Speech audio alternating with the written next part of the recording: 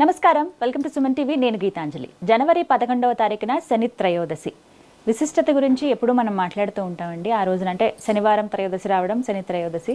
చాలామంది శని దోషాలతో ఇబ్బంది పడుతున్న వాళ్ళు ఎక్కువగా ఆ రోజున శని ఆలయానికి వెళుతూ ఉంటారు, అభిషేకాలు చేస్తూ ఉంటారు, శివాలయానికి వెళుతూ ఉంటారు, అభిషేకాలు చేస్తారు. అయితే ప్రత్యేకంగా ఈసారి శని మరికొద్ది రోజుల్లో రాశి మారబోతున్నాడని చెప్తున్నారు. అందులోనూ ఈ ప్రభావం ఎవరెవరిపైన ఎక్కువగా ఉంటుంది, మరి ముందుగా తీసుకోవాల్సిన జాగ్రత్తలు ఏంటి, అసలు ఆ రోజున ప్రత్యేకంగా 11వ తారీఖున ఎటువంటి పరిహారాలు పాటించాలి, వీటి గురించి తెలుసుకుందాం. వివరించేందుకు ప్రస్తుతం మనతో పాటు ఉన్నారు ప్రముఖ జ్యోతిషులు బ్రహ్మశ్రీ నందిభట్ల శ్రీహరి శర్మ గురువు గారు. వారితో మాట్లాడదాం.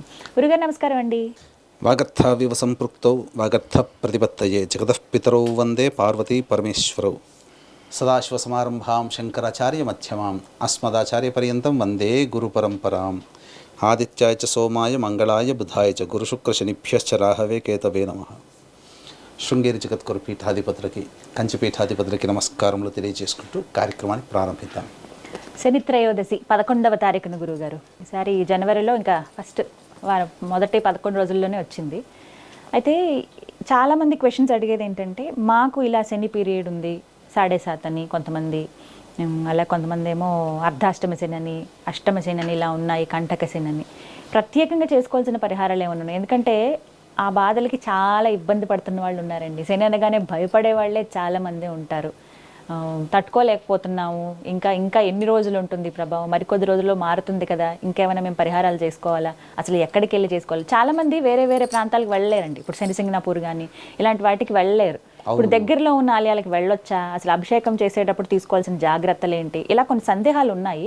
ముందుగా మీరు వివరిస్తే నేను అవి కూడా అడుగుతాను. తప్పకుండానమ్మా. మీరు అన్నట్టుగానే చాలామంది శని అంటే చాలా భయపడుతుంటారు, బాధపడుతుంటారు.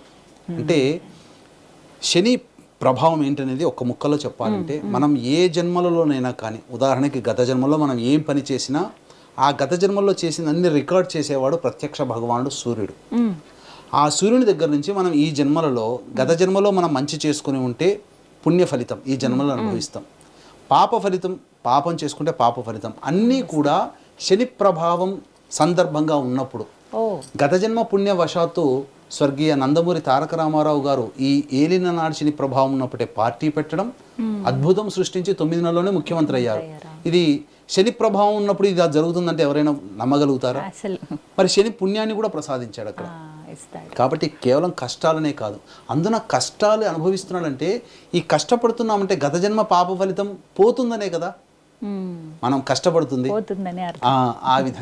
ఆ విధంగా కష్టాన్ని ఇష్టంగా చేసుకోవాలి. అయితే ఎవరైతే శని భగవానుణ్ణి చక్కగా ఆయనకి ఇష్టమైనటువంటి పర్వదినం రోజున ఎవరైతే నిజాయితీగా అర్చిస్తారో, అనగా పూజ కానీ, అభిషేకం కానీ, హోమం కానీ, లేకపోతే అర్చన కానీ, ఎవరైతే శనికి ప్రీతికరంగా కొన్ని పనులు నిజాయితీగా చేస్తారో శని బాధ పెట్టాడు. ఉదాహరణకి ఇప్పుడు బాస్ ఉంటాడమ్మా, ఆ బాస్ మన మీద కోపపడితే సందర్భాలు కూడా ఉంటాయి.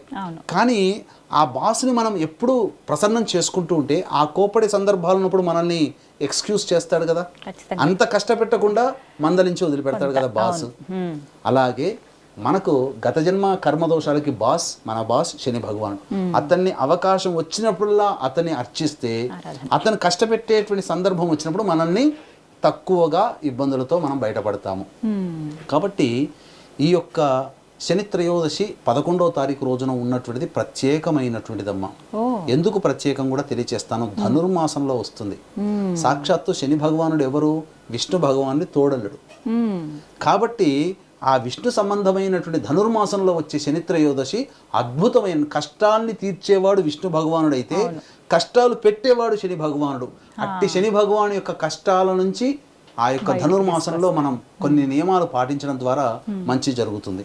ఇక మీరు అన్నట్టుగా ఏ రాశిలో వారికి ఉంటుంది. ఎందుకంటే ఈ 2025వ సంవత్సరంలో రాహుకేతులు, గురువు, శని అందరూ మారిపోతున్నారు.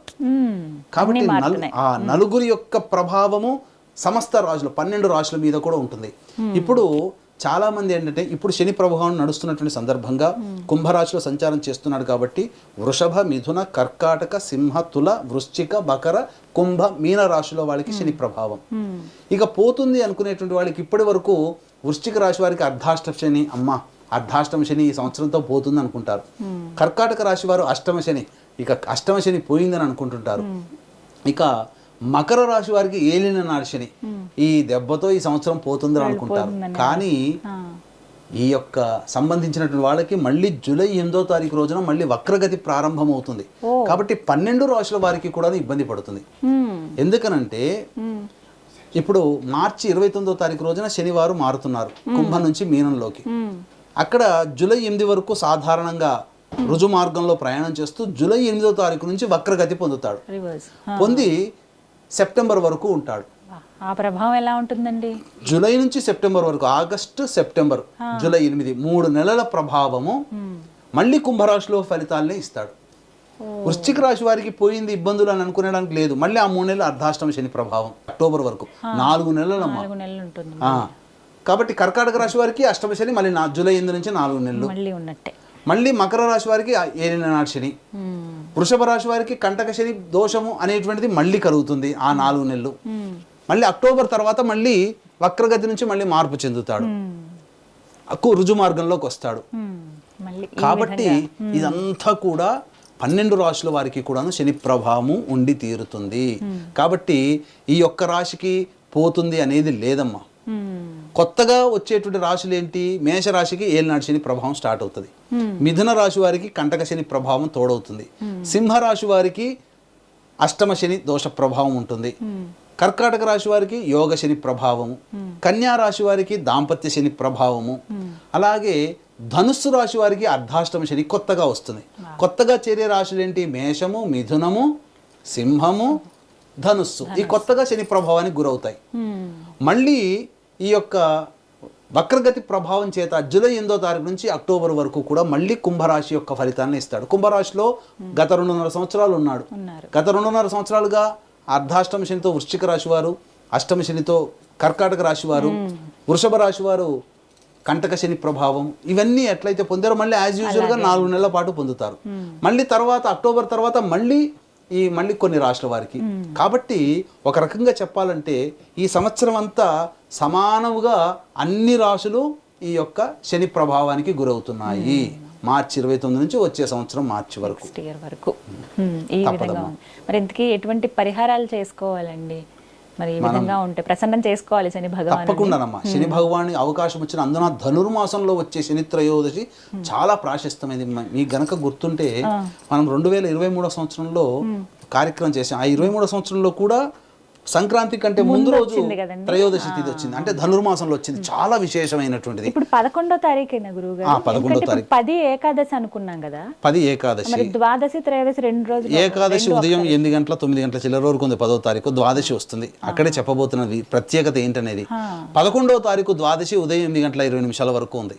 తదనంతరం త్రయోదశి తిథి వస్తుంది. మనకు శని త్రయోదశి అంటే ప్రదోష కాలంలో త్రయోదశి ఉన్న తిథినే చాలా గొప్పగా చెప్పవచ్చు. సూర్యోదయానికి ఉన్నా పర్వాలేదు, కానీ ప్రదోష కాలంతో ఉన్నటువంటి త్రయోదశి శనివారము శని పర్వదినంగా చెప్పవచ్చు. కాబట్టి 8 గంటల 20 నిమిషాల నుంచి ప్రారంభమైనటువంటి త్రయోదశి తిథి ఉంటుంది. మళ్ళీ 12వ తారీఖు వరకు ఉంటుంది. కాకపోతే రోహిణీ నక్షత్రం 12:29 వరకే ఉంది. రోహిణీ నక్షత్రంలో చంద్రుడు ఉంటాడు. అంటే వృషభ రాశిలో చంద్రుడు ఉంటాడు. దానికి కేంద్ర స్థానము కుంభరాశిలో శని భగవానుడు ఉంటాడు. ఆ సందర్భంగా చేసుకునేటువంటి ఆ 8:22 నుంచి 12:29 మధ్యకాలంలో శని దేవునికి సంబంధించినటువంటిది, అనగా చక్కగా త్రయోదశి పుణ్యకాలం 8:30కు వస్తుంది. కాబట్టి 8:30 9 గంటలకల్లా శివాలయానికి చేరుకొని, నవగ్రహాలు ఉంటాయి కాబట్టి నవగ్రహాల చుట్టూ శివాయ నమః, అలాగే మర్రి చెట్టు ఉన్నా మర్రి చెట్టు చుట్టూ ప్రదక్షిణ చేయవచ్చు. లేదా జమ్మి చెట్టు చాలా ప్రాశస్తం. శివాయ నమః అంటూ 27 ప్రదక్షిణలు చేసి ఆ యొక్క 8:30 నుంచి 12:30 మధ్య కాలంలో అభిషేకము ఆ శని భగవానుడి దగ్గర ఎదురుగా మట్టి ప్రమిద కానీ ఇనుప ప్రమిద కానీ పెట్టి ఒక నల్లటి బట్టను మనం కొద్దిగా కత్తిరించుకొని ఒత్తిలాగా చేసుకుని నల్ల నువ్వుల నూనె వేసి దీపారాధన చేసి స్వచ్ఛమైనటువంటి నల్ల నువ్వుల నూనెతో అభిషేకం చేసుకోవాలి. మనమైనా చేయొచ్చు, బ్రాహ్మణు ద్వారానే చేయొచ్చు. మనం చేసుకునేటట్టయితే ఓం శనైశ్చరాయ నమః, శనైశ్వరాయ అనుకోదు, శనైశ్చరాయ నమః, లేదా మనము శివాయ నమః అనుకుంటూ కూడా ఆ ఈశ్వరునికి శనైశ్వరుడికి అభిషేకం జరిపించి 8 నువ్వుల లడ్డూలు నైవేద్యంగా పెట్టాలి. ఆ తదనంతరం 1:15 నుంచి 2:15 మధ్య కాలంలో శనిహోర ఉంటుంది. ఆ శనిహోరలో శని ఎవరి శరీరంలో ఉంటాడంటే పెద్దవాళ్ళు, ముసలివారు, వృద్ధులు, శారీరక మానసిక వికలాంగులకి సహాయం చేస్తే శని చాలా సంతోషిస్తాడు. పారిశుద్ధ్య కార్మికులు వాళ్ళలో కూడా ఉంటాడు. కాబట్టి ఈ యొక్క అనాథలకి కానీ, ఆశ్రమంలో కానీ, వృద్ధాశ్రమంలో కానీ మానసిక శారీరక వికలాంగులు ఉన్నటువంటి వాళ్ళ దగ్గరికి వెళ్ళి వాళ్ళకి తినే పదార్థాలు, పండ్లు, ఇతర పదార్థాలు పంచవచ్చు. పారిశుద్ధ్య కార్మికులకి వాళ్ళకి వంట సామాగ్రి కొనిచ్చినా పర్వాలేదు, లేదా కనీసము శక్తి లేని వాళ్ళు 10 రూపాయలు ఇచ్చి ఛాయ్ తాగమనిచ్చినా చాలు. ఆ యొక్క 1:15 నుంచి 2:15 మధ్య కాలంలో చేయాలి. తదనంతరం ప్రదోషకాల సమయం వస్తుంది కదమ్మా. ఈ ప్రదోషకాల సమయంలో కూడా ఉదయం పూట నవగ్రహాల్లో శనీశ్వరుడికి చేశారు. సాయంకాలం 5:27 ఎంతో ఆ విధంగా సూర్యాస్తమయం అవుతుంది. అప్పుడు దానికంటే ముందు 45 నిమిషాలు అనగా 4:30కి చేరుకొని శివాలయంలో, దేవాలయం కాకుండా బాహ్య దేవాలయం అనేటువంటిది ఉంటుంది. ఆ బాహ్య శివాలయంలో ఆ ఈశ్వరుడికి నువ్వుల నూనెతో అభిషేకం జరిపించితే చాలా విశేషం. ఆ విధంగా అభిషేకం జరిపించినట్లయితే శని దోషం చాలా మటుకు తొలగిపోతుంది. అట్లాగే వీక్షించేటువంటి ప్రేక్షకులు కూడా ఈ యొక్క శని త్రయోదశి సందర్భంగా జనవరి 11వ తారీఖు రోజున శ్రీశైల క్షేత్రంలో 12 రాశులు ప్రభావితమైతే చెప్పుకున్నాం కాబట్టి 12 రాశుల వారికి శనిదోషం నివారణ హోమాలు, గత జన్మ కర్మదోష నివారణ హోమాలు, వివాహము, దాంపత్యానికి సంబంధించి 18 రకాల హోమాది కార్యక్రమాలు పర్ హెడ్ 1,500 రూపాయలకి చేయించడం జరుగుతుంది. అవకాశం ఉన్న వాళ్ళు కార్యక్రమ తదనంతరం కాంటాక్ట్ చేసి మీ గోత్రనామాలు నమోదు చేసుకోవచ్చు. ఇక ఆ యొక్క ఈశ్వరునికి అభిషేకం జరిపించిన తరువాత చక్కగా అర్చన చేయాలి. నీలి రంగు పుష్పాలు కానీ, చామంతి పుష్పాలు కానీ, లేదా శంకు పుష్పాలు కానీ, లేదా జమ్మి పూలు దొరికితే మంచిది, లేదా జమ్మి పత్రాలతో ఆ ఈశ్వరునికి అర్చన చేసినట్లయితే చాలా శుభ సమయం అమ్మ. అలాగే ప్రదోషకాలం అనేటువంటిది చాలా విశేషం. మధ్యాహ్నం 3 గంటలకి మన శ్రీశైలంలో మధ్యాహ్నం 3 గంటలకి చేస్తున్నాం కాబట్టి ప్రదోషకాలంలో మీరు కూడా ఆ యొక్క కార్యక్రమంలో శ్రీశైల క్షేత్రంలో జరిగే దాంట్లో కూడా నమోదు చేసుకున్నా, అలాగే ఈ సంబంధించినటువంటి ప్రదోషకాలంలో అర్చన చేసిన ఈశ్వరుడికి చాలా ప్రీతికరమమ్మ. తర్వాత ఆ ఈశ్వరుని దర్శనం చేసుకొని మనకు తూర్పు వైపున ఆరుద్ర నక్షత్రం కనబడుతుంది. మనం కనుక చూస్తే 3 చుక్కలు ఒకే రేఖ మీద ఉంటాయి. అదే ఆరుద్ర అంటే ఆ 3 ఆరుద్ర కాదు. ఆరుద్రం అంటే నటరాజ స్వరూపముగా ఉంటుంది. అదంతా నక్షత్రాల మాలిక.